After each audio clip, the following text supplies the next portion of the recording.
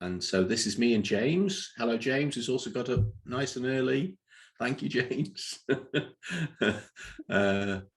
Last night we had I didn't go to it, but a fantastic UBI event with Andy Burnham. Also, this won't be meaningless to everybody on the other side of the world, but he's also called the King of the North. He's the Mayor of Greater Manchester. And he came to our basic income event, which was very exciting for us. A little bit of Northern pride. So James and I are going to talk about, I'm going to share my screen and we're going to try and talk about this really quickly. Okay, so you should be able to see these slides now. So we're going to try and I'm going to run through these slides in about 10 minutes, and that will leave us about 20 minutes to just discuss this idea of what does it mean to be a Citizen Network member. And this is more a question than a statement, as you'll see. So basically a very quick run through of Citizen Network. Kate is on this call. So Kate and I sat in a bar in Vancouver at the Self-Determination Conference in 2015.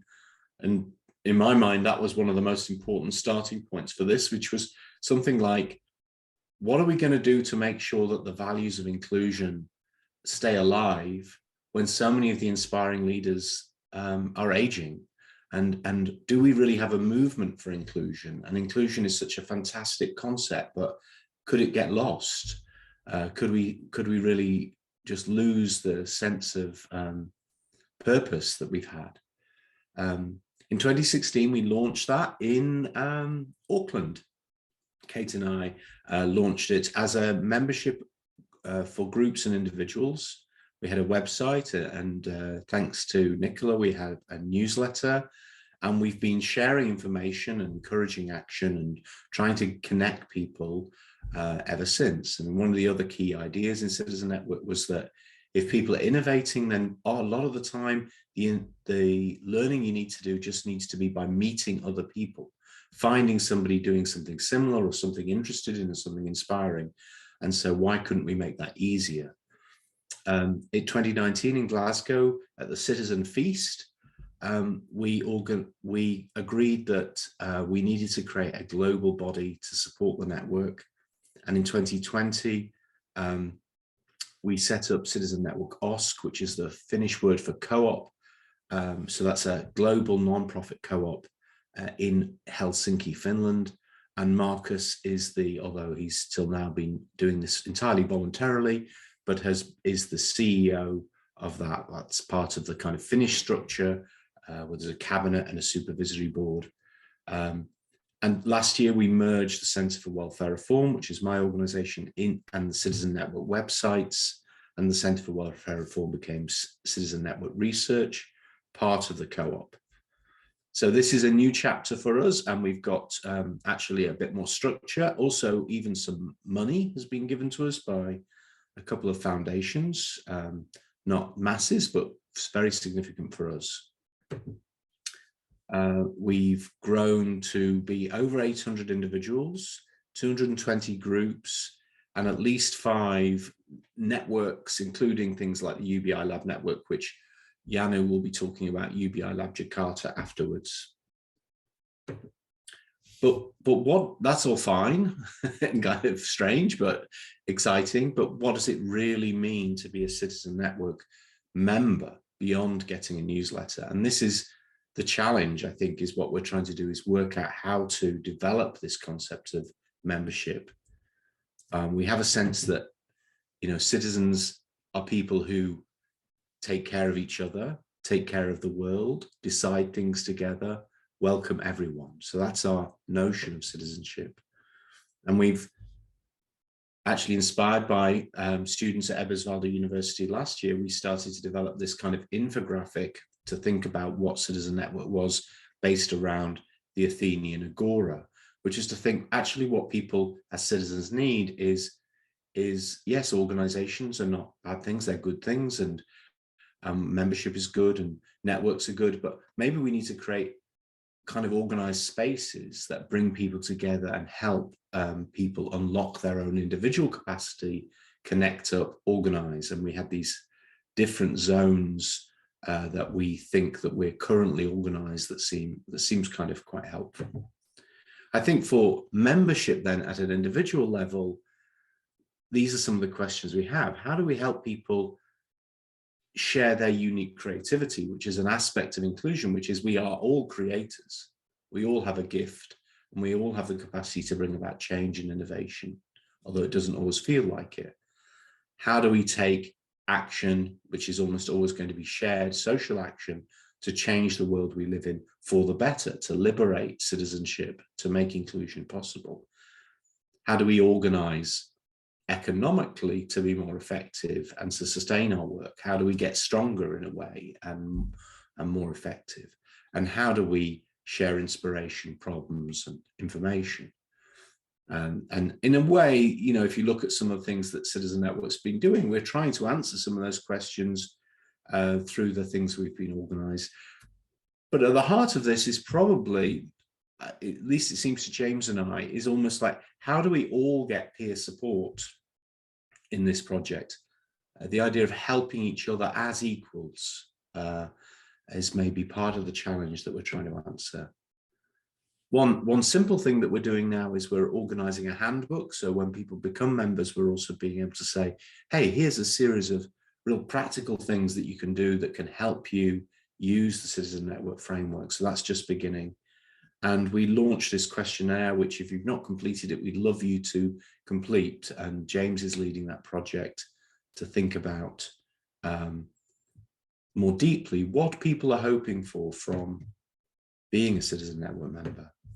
So that's really the state of play. I took 12 minutes, I think. But James, do you want to say something now? And then we could just open up for questions, thoughts, challenges, puzzlements. Yeah, thanks, Simon. And 12 minutes was a good time as well. Well done. I think the first thing to say is there's no like stupid answers here. We're really open to any views on how membership can feel more authentic, how members can feel like motivated and self-directed, and as Simon kind of finished on there, how members can feel supported by one another to act. And so that's really our kind of provocation to you all this morning, or this morning for me. Is how do you feel about that? Are those the right questions? If they are, what answers spring to mind? So yeah, I hope anyone got any thoughts?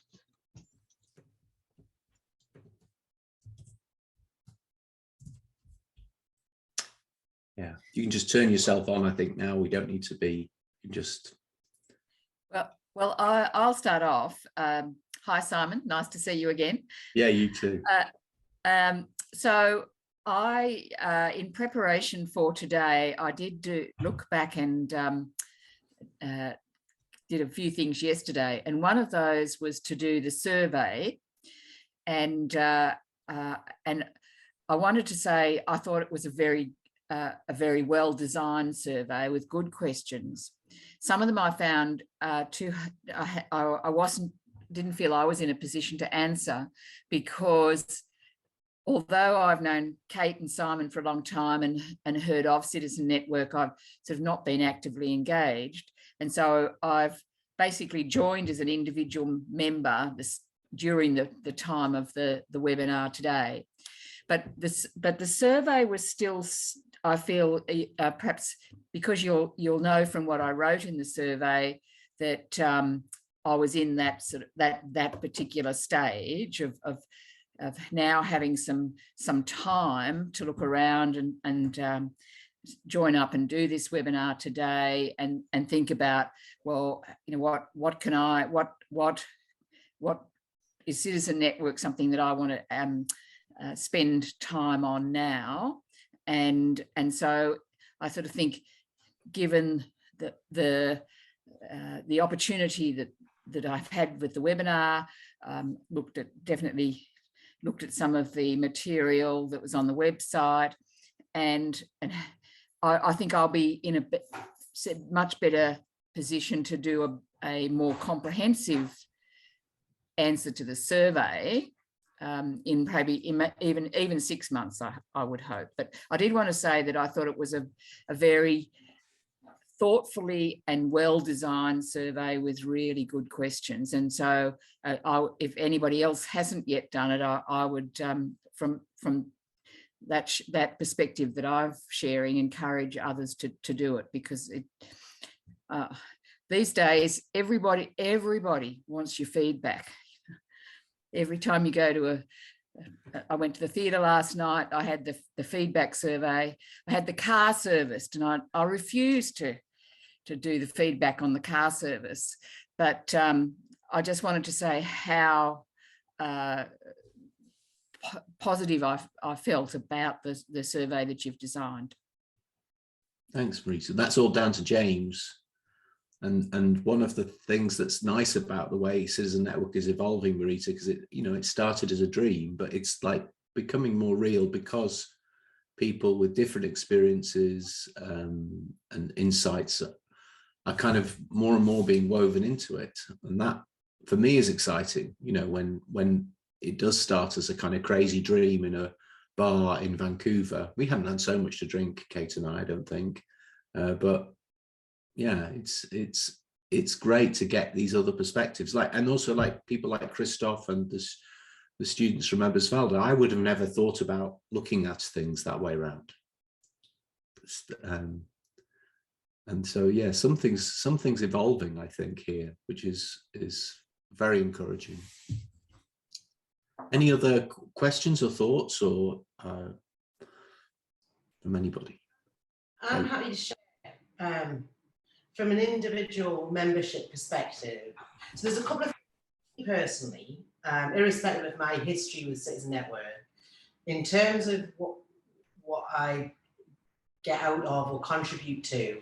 I'm part of 2 networks under Citizen Network. So one is called Rethinking Organizations. So that is a bunch of people who are trying to work a bit differently in organizations that's got citizenship at the heart of it. So that has been really useful. The other one that I'm part of is, I don't think it's got a proper name at this point, but it's how are you using the Keys to Citizenship framework? So there's a group of people, Silvana's part of that, Anik. So there's a group of people who've come together and are sharing how they actually use the framework. So for example, Silvana, who is based in Sydney, Plumtree, she uses it as a framework to help families with young kids with disabilities to think about their life and their quality of life using the keys. Leanne from Wace is using the keys in a looked after children perspective. So child protection type a planning tool, I'd say is probably more accurate. We're using it in organisational development. There's somebody else who was there, quality. So there's a couple of people in the UK who are using the keys as a way to measure quality of life and service delivery for people who receive services. So that's growing, and we've got a place now on the website where we can start to say, how are you using it? And we're going to start to share articles about the different approaches. So that's one of the ways that I'm involved.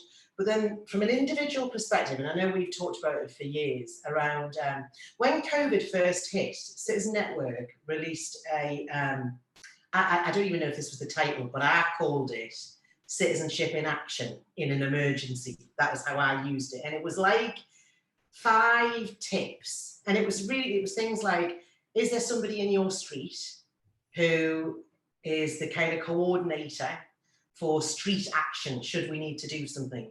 Is everybody in the street connected to somebody else in the street? And so we ended up using that in a really practical way. We used it ourselves personally, me and John, in our home. So we were like, actually, we don't know the neighbours. So we ended up going and connecting in with people. And then we used it to some extent, we shared it in the organisation. And it was almost like, this is an opportunity for the people that we support to be really active in their street, to some really simple stuff. So I suppose for me, the individual membership, this is a very long-winded way of saying it.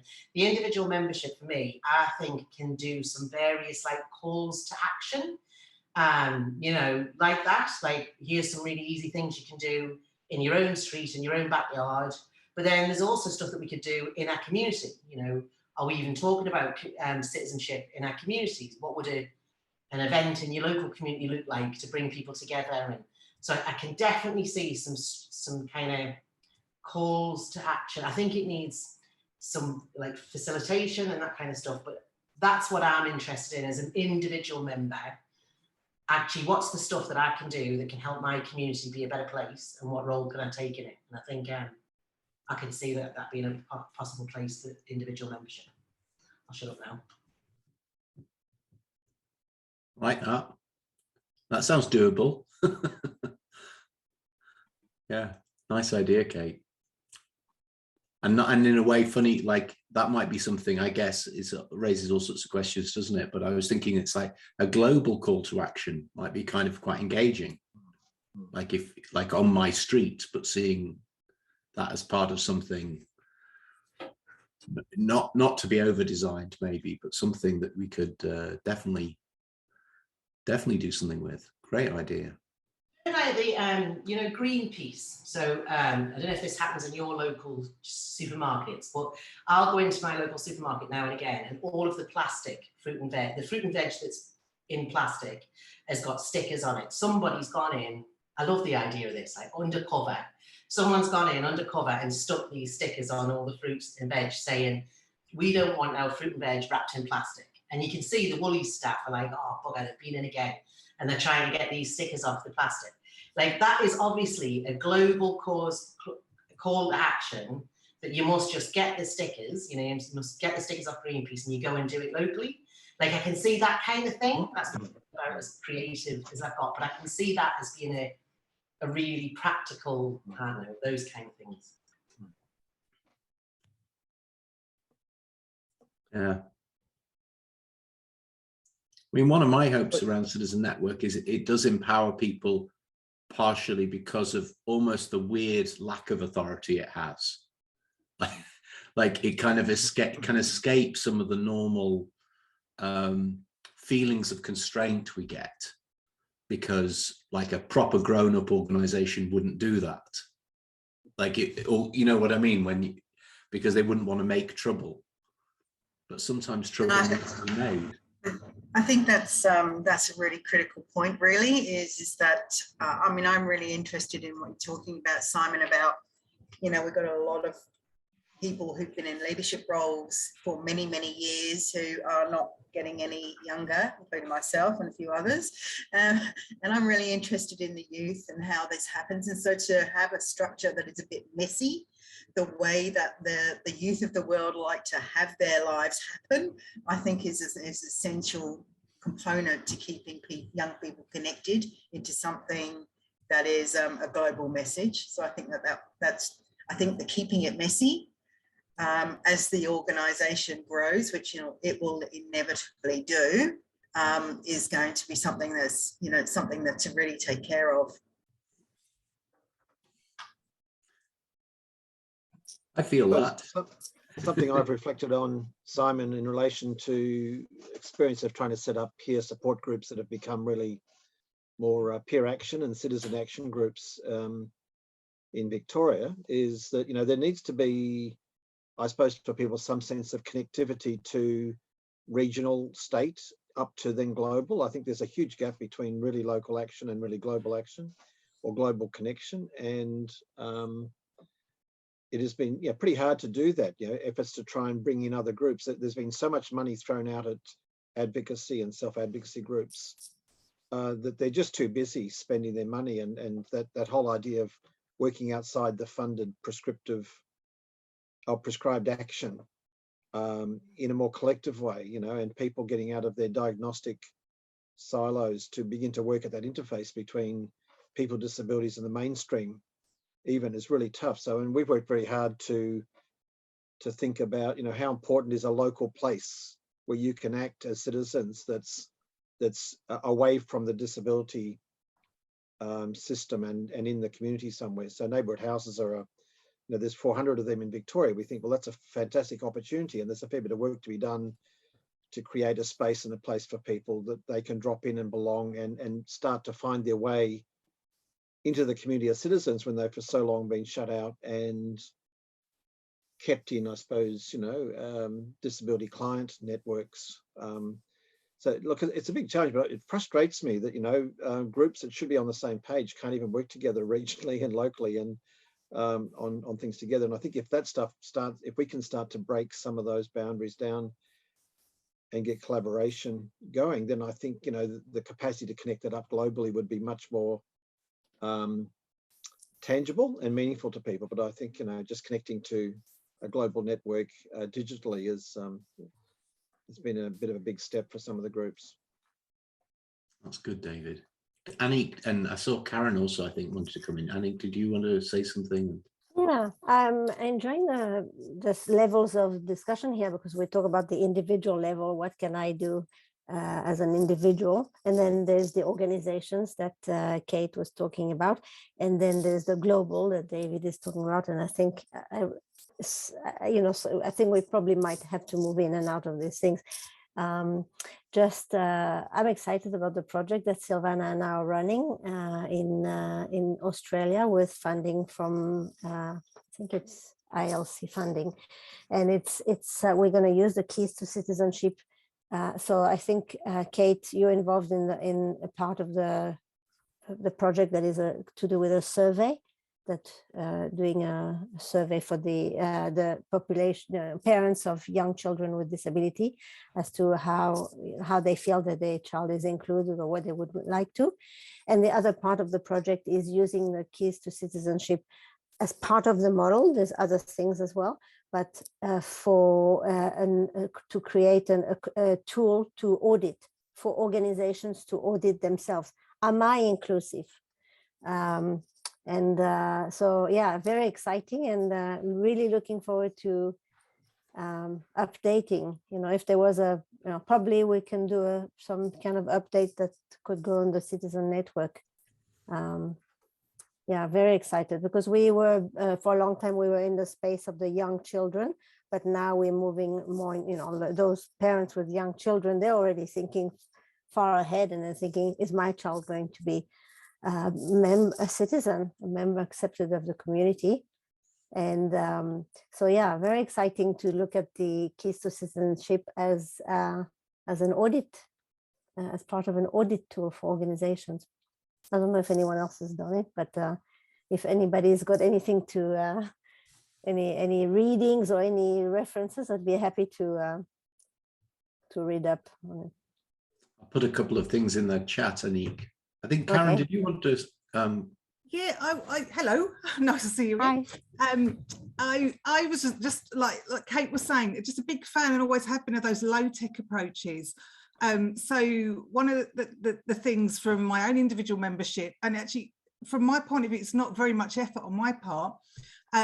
We noticed that, so I work for a large organisation that has community homes of 4 people living together with a residential type contract and supported living.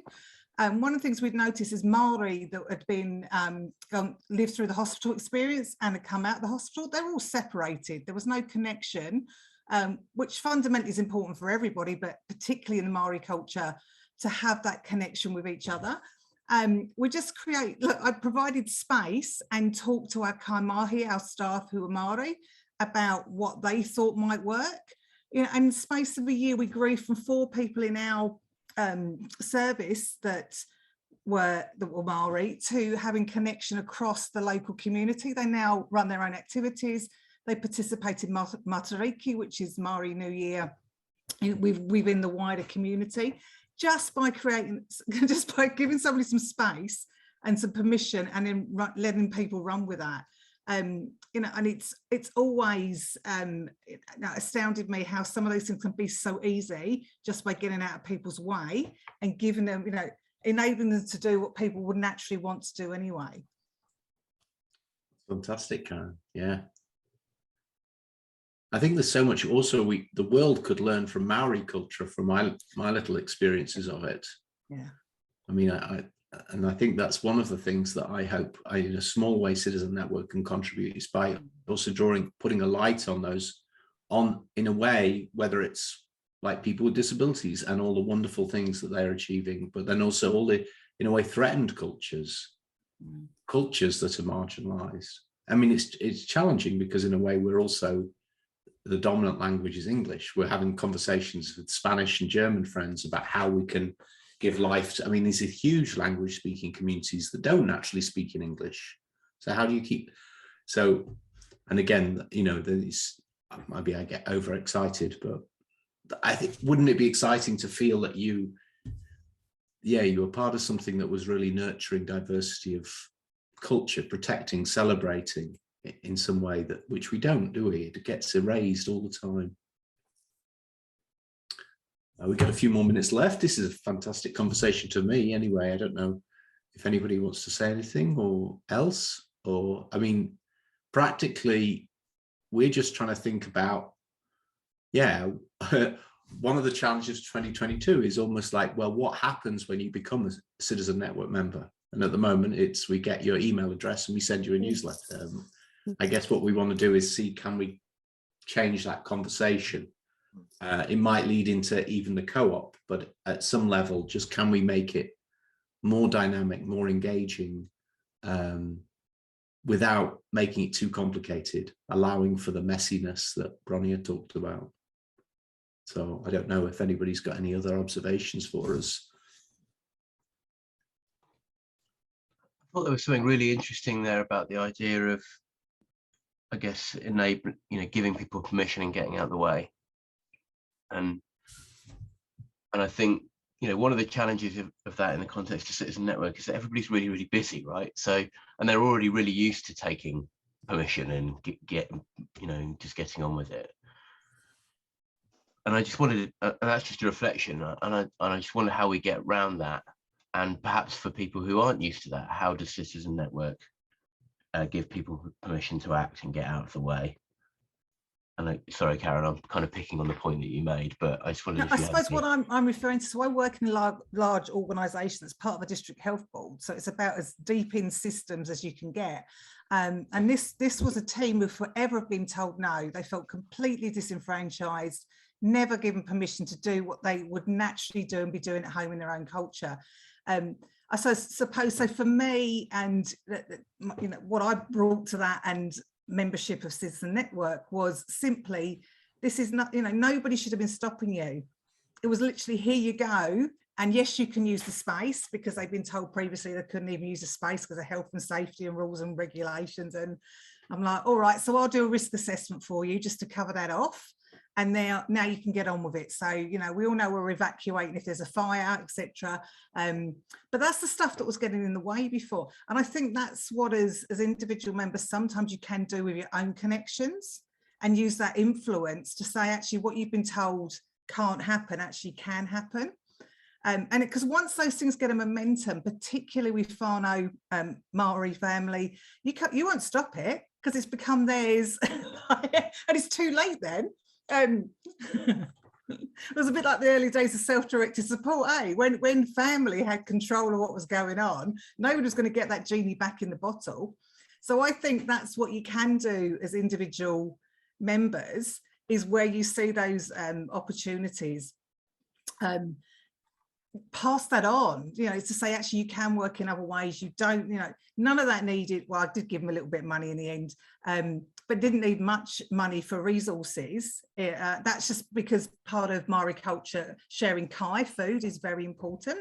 Create the space, let people connect, and just, you don't even need to be very much more part of it often to let those things grow. Julia's saying she can edit it out, Karen, anyway. So, I don't quite, I mean, this is more skill with movie editing than I ever managed. I just managed to cut the beginnings and the ends off. That's anyway self there.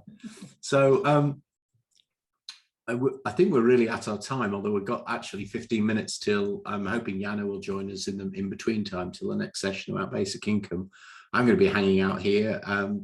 I don't know whether James, is there a kind of like, how would you describe our next steps for people? I mean, I guess what to expect, or we certainly, as Marita said, if you haven't filled out the questionnaire, although it's a demanding, thought-provoking questionnaire, we'd love it if you could just spend a bit of time doing that. It really is we really care about this and are really trying to think about it for the network's sake. So, Lerner James, anything to close on? Yeah, well, I mean, do please fill out the questionnaire, and if there's a question on there that doesn't seem, you know, appropriate to your knowledge or your experience with Citizen Network, then, you know, just skip it. That's absolutely fine.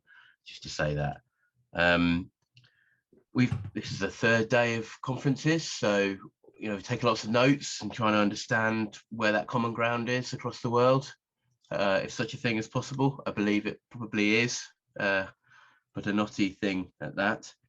And then we're, I guess, going to start thinking about pathways through Citizen Network as a space. And you've seen those different zones in the Agora. How are they connected by members? How do members flow through them? How do we share some initial thoughts about what membership might mean, and how do we interrogate those thoughts based on a set of views? So probably what would be really nice is to, at some point in the next month or two, I might reach out to you all over email and say, here are some ideas. Does this resonate with you, and do you recognize it, and do you think it's right?